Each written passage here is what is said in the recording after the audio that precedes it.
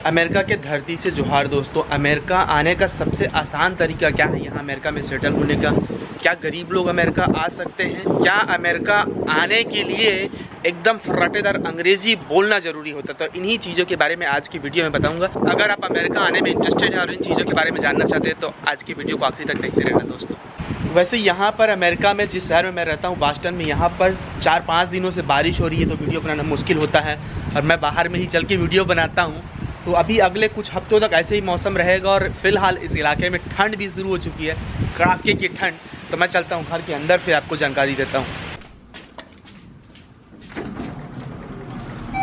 Lift में से जाना पड़ता है ऊपर। वैसे फिलहाल आपके गांव में कैसे मौसम है ज़रूर बताना कमेंट करके, जहाँ पर भी रहते हो। और मौसम बताते हो तो ये भी बताना कि कौन से जिला है और कौन से गाँव है। पर गाँव का बस नाम लिख देते हो तो समझ नहीं आता, इसलिए बताना जरूर। और आप में से कोई सभी दोस्त पहली बार मेरे चैनल में आ रहे हैं तो बता दूं कि मैं यहाँ अमेरिका में रहता हूँ, बहुत सालों से यहाँ काम करता हूँ और हूँ इंडिया के एक छोटे से गांव से। ये बहुत सालों से यहाँ अमेरिका के ज़मीन से जुड़ा हूँ, यहाँ के बहुत चीज़ों के बारे में पता है।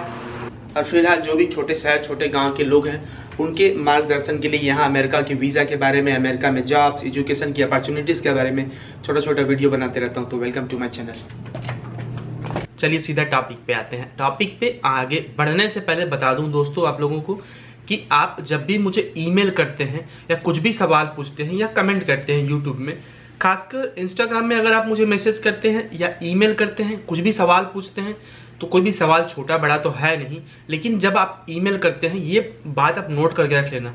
कितने यूट्यूबर्स होंगे जो आपको सही में रिप्लाई देते होंगे या फ़ोन करते होंगे इस बात को एक्सप्लेन करने के लिए कि वो कैसे आपका मदद कर सकते हैं। तो मेरी कोशिश रहती है, मैं अपने स्तर पर मदद करने की कोशिश करता हूँ, बहुत लोगों से बात करता हूँ।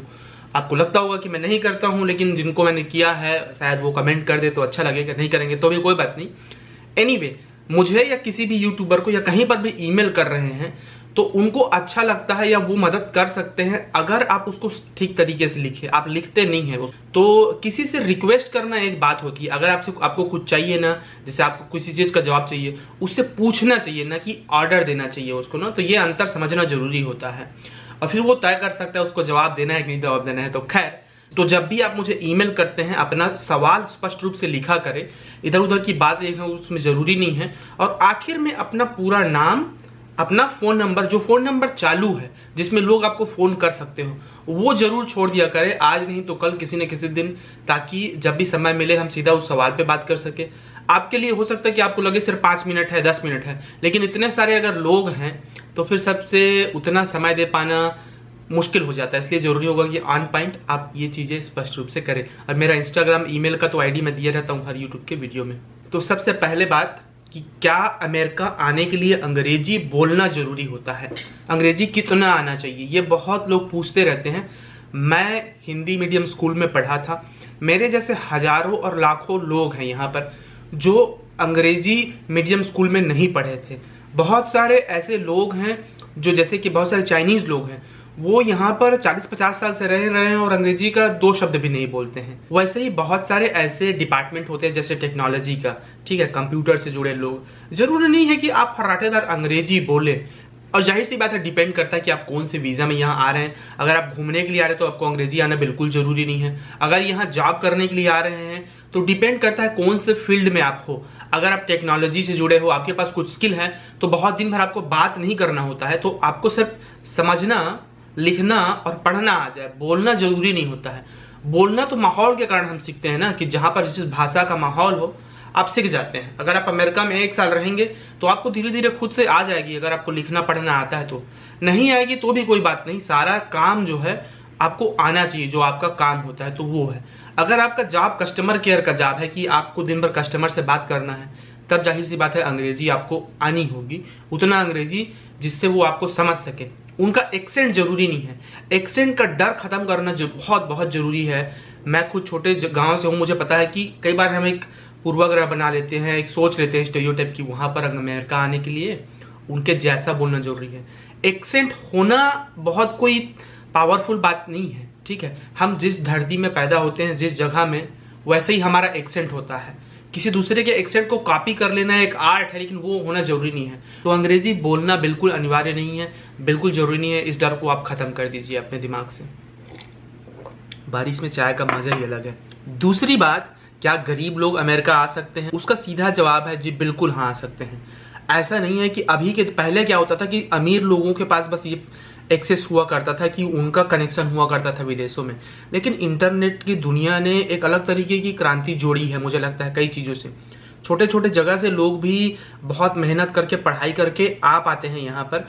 किस तरीके का पढ़ाई करना है, सही मेहनत कैसे करना है, सही जगह पे कैसे करना है, क्योंकि आम गरीब मजदूर लोग उतना ही मेहनत करते हैं। अभी का दौर बदला है तो कहाँ पे मेहनत करना है ये जानना जरूरी होगा। उसको जानने के लिए ही आपको अलग अलग चैनल से, आपको अलग अलग जगह से जहाँ आपको अच्छी जानकारी मिलती हो उनसे जुड़े रहना जरूरी है। और मैं ये दावे के साथ कहता हूँ कि गरीबी हर चीज़ का कारण नहीं हो सकती है आज 2021 के समय में, कि गरीबी सब चीज़ को रोक सकती है। बिल्कुल नहीं। ऐसे ऐसे माध्यम बने हुए हैं, ऐसा ऐसा नेटवर्क बन रहा है धीरे धीरे कि पैसा जरूर बाधक है, उससे मुश्किल होता है, लेकिन इम्पॉसिबल नहीं है यहाँ अमेरिका में आना या विदेशों में जाना। सिर्फ अमेरिका ही नहीं, दूसरे देशों में भी अगर आपको जाने का अवसर मिलता है तो जाए। क्यों जाए, उसको हजारों कारण है, उसके बारे में आने वाले वीडियोस में बताऊंगा। मैं जो बात कर रहा हूँ उस तरीके की बहुत सारी जानकारियाँ अंग्रेजी के चैनल में मौजूद रहती हैं, लेकिन अगर आपको हिंदी में इस तरीके की जानकारियाँ चाहिए होती है, खासकर जो छोटे गाँव के लोग हैं, छोटे शहर के लोग हैं, नहीं पता होता है बहुत बेसिक चीज़ों के बारे में, तो मेरी कोशिश वही रहती है तो मेरे चैनल से ज़रूर जुड़ना, या फिर जहाँ से भी आपको जानकारी मिलती है। कुछ मेरे ऐसे दोस्त हैं जिनके हालात ऐसे थे कि वो मतलब बहुत गरीबी में जिए थे, बहुत गरीबी में पले बढ़े थे, लेकिन मेहनत करके कैसों भी करके एक सही मार्गदर्शन उनको मिला तो वो यहाँ तक पहुँच चुके हैं और यहाँ रह रहे हैं। मेहनत करते रहिए, सही जगह में, सही दिशा में जानकारी लेते रहिए। अगर आप इस वीडियो को देख रहे हैं, आप भी उन्हीं लोगों में से आते हैं और कहीं पर पहुँच चुके हैं, तो मुझे कमेंट जरूर करना। मुझे आपके साथ वीडियो बनाने में बहुत खुशी होगी और हम ज़्यादा से ज़्यादा लोगों तक उससे शेयर कर सकते हैं, ज़्यादा से ज़्यादा लोगों को शायद इंस्पायर कर सकते हैं। अब तीसरी और आखिरी बात दोस्तों, कि अमेरिका में सबसे आसान तरीका क्या है यहाँ सेटल होने का, या कौन सा वीज़ा मिलना सबसे आसान होगा अमेरिका आने के लिए। बहुत सारे लोगों के ये सवाल होते हैं, सबसे आसान तरीका बता दीजिए सर, सबसे इजी रास्ता क्या है भैया बता दीजिए, ऐसे पूछते हैं। मैंने पहले भी बताया जैसे कि सैकड़ों प्रकार के वीज़ा होते हैं अमेरिका आने के लिए। सब चीज़ पे ध्यान दोगे तो दिमाग चकरा जाएगा, और ये अनुभव के साथ मैं बोल रहा हूँ। इसलिए आपके पास जो भी क्वालिफिकेशन है, जिस तरीके के आपके अंदर स्किल है, उसी के हिसाब से 2-3 वीज़ा चूज कर लीजिए और उस पर फोकस कीजिए, बजाय कि इतने सारे के इस चैनल से जुड़िए, उस चैनल से जुड़िए। खासकर वीज़ा के मामले में, मनोरंजन के लिए आप किसी चीज़ को देखते हैं वो एक अलग बात है, लेकिन जानकारी के लिए देख रहे हो तो 2-3 आपको रिसर्च करके फोकस करना पड़ेगा और उस पर फिर अपना ध्यान केंद्रित करिए कि यहाँ इस वीज़ा के लिए मैं फिट होता हूँ, इस पर मैं मेहनत करूँगा, और 1-2 साल उसमें मेहनत कीजिए। इस वीडियो को मैं शेयर इसलिए कर रहा हूँ आप लोगों के साथ क्योंकि अभी बहुत सारे स्टूडेंट के साथ मैंने इंटरव्यू किया है।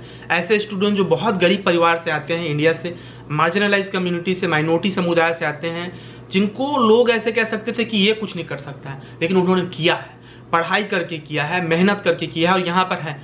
उनके साथ मैंने इंटरव्यू लिया है, तो आने वाले कुछ दिनों में उस इंटरव्यू का वीडियो भी मैं अपलोड करूंगा, तो प्लीज़ आप चैनल से बने रहिएगा। तो जाहिर सी बात है, सबका अपना एक पर्सपेक्टिव हो सकता है कि क्या सबसे आसान रास्ता है यहाँ पर अमेरिका में सेटल होने का। मुझे लगता है आसान तो कुछ भी नहीं है, थोड़ा मुश्किल है, सब में मेहनत है, लेकिन फिर भी अगर कंपेयर करें तो मुझे लगता है स्टूडेंट वीज़ा जो है अमेरिका में सेटल होने के लिए सबसे आसान रास्ता है। ये मैटर नहीं करता कि आप कौन सा सब्जेक्ट की पढ़ाई कर रहे हैं, साइंस, आर्ट्स, कॉमर्स या जो भी लिटरेचर जो भी पढ़ रहे हैं। अगर आप कर सकते हैं मास्टर की पढ़ाई यहाँ पर, या बैचलर, या जिस भी PhD की पढ़ाई यहाँ अमेरिका में, तो आपको ज़रूर करना चाहिए। क्या आम लोग जो अंग्रेजी भाषा में नहीं पढ़े हैं, जो गरीब टाइप के हैं, वो लोग यहाँ पढ़ाई कर सकते हैं? बिल्कुल कर सकते हैं। और मैं इसलिए बोल रहा हूँ, अगर ये पॉसिबल नहीं होता तो मैं नहीं बोलता कि मैं ये कहता इतना महंगा है आप पढ़ाई कर ही नहीं सकते हैं, ये आपके लिए पॉसिबल होगा ही नहीं। मैं इसलिए बोल रहा हूँ क्योंकि ये पॉसिबल है। भारत, पाकिस्तान, बांग्लादेश, श्रीलंका, इन देशों से या नेपाल से भी ज़्यादातर जो लोग यहाँ पर आके सेटल हुए हैं वो पढ़ाई करने के लिए ही आए थे, यहाँ पर मास्टर की पढ़ाई करने के लिए। और पढ़ाई करने के बाद ऐसा लगभग नहीं होता है कि आपको काम न मिले, काम मिलता ही है लगभग, और आप पढ़ाई करते करते भी यहाँ पर काम कर सकते हैं। पढ़ाई का खर्चा भले ही कितना महंगा हो शुरू में, तो आप उस महंगाई पे फोकस मत कीजिए, वो पैसा आप बाद में कमा लेंगे। आप ये देखिए कि उस चीज़ को पढ़ने के बाद आपको पैसा कितना मिलेगा। तो शुरू में जाहिर सी बात है दिक्कत की बात होती है कि यहाँ की जो यूनिवर्सिटीज़ होती है वो ये देखना चाहते हैं कि क्या यहाँ पढ़ने के लिए आपके पास पर्याप्त फंडिंग है, मतलब पर्याप्त पैसा है या नहीं है, उसके लिए आप लोन ले सकते हैं। अपने वो जो बैंक है वो इस बेसिस पे लोन दे देता है कि आपके पास ज़मीन है या आपके पास रिलेटिव के पास ज़मीन है, कुछ भी हो, आपको उतना पैसे का दिखाना पड़ता है। अगर वो नहीं कर सकते हो तो आजकल क्राउड फंडिंग कर सकते हैं। क्राउड फंडिंग क्या है वो मैं आने वाले वीडियोज़ में बताऊँगा, लेकिन मैं ये कह रहा हूँ कि बहुत सारे माध्यम हैं।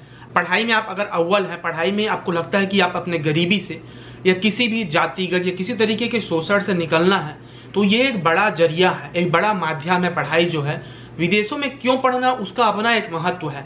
आप चाहे कितनों बड़े भी IAS ऑफिसर हो, जो भी हो अपने देश में, लेकिन बाहर में जाके आप पढ़ते हैं तो उससे बड़ा आपका ओहदा हो जाता है, पद हो जाता है एक तरीके से। ऐसा होना सही है या गलत है वो एक अलग बात है, लेकिन ऐसा होता है कि विदेश में पढ़ने के बाद उसका अपना एक अलग महत्व। तो मैं छोटे जगह के लोगों को इनकरेज करते रहता हूँ कि प्लीज़ अगर आपके पास मौका है, अगर आप कर सकते हैं, तो ये मेहनत जो है सही दिशा में, सही मार्गदर्शन के साथ करते रहे। और मैं इनकरेज कर रहा हूँ आपको कि आप अमेरिका में या विदेशों में कहीं पर भी पढ़ने के लिए प्लीज़ कोशिश कीजिए। जो भी उसके विषय में जानकारी है कि स्टूडेंट वीज़ा कैसे मिलता है, वो तमाम वीडियोस मेरे चैनल में हैं और बहुत सारे चैनल में हैं। जहाँ से भी हो सके जानकारी लो, इसके लिए तैयारी करो, आगे बढ़ो और आपका स्वागत रहेगा विदेशों में। अगर आप अमेरिका आते हैं तो मैं तो यहाँ हूँ और मेरे जैसे बहुत सारे लोग हैं जिनके साथ आप जुड़ सकते हैं, दोस्ती कर सकते हैं और खुद के लिए एक मकाम हासिल कर सकते हैं। तो चलिए फिर आज की वीडियो को यहीं तक रखते हैं, नहीं तो बकबक करने से वीडियो बहुत लंबा हो जाता है। मिलेंगे अगले वीडियो में अमेरिका की किसी नई जगह को दिखाते हुए, कुछ नई जानकारियाँ देते हुए। और आने वाले वीडियो से जरूर जुड़े रहना। जैसे मैंने बताया, बहुत सारे स्टूडेंट्स से, बहुत सारे जो गरीब वर्ग के लोग हैं उनसे भी मैंने अभी भी बात की थी, जो यहाँ आए थे पढ़ने के लिए, काम कर रहे हैं, सेटल हो गए हैं। तो आगे भी अमेरिका में ऐसे ही कहानियों से जुड़ते रहेंगे। आप लोग अपना ख्याल रखना प्यारे दोस्तों। शुक्रिया, जोहार।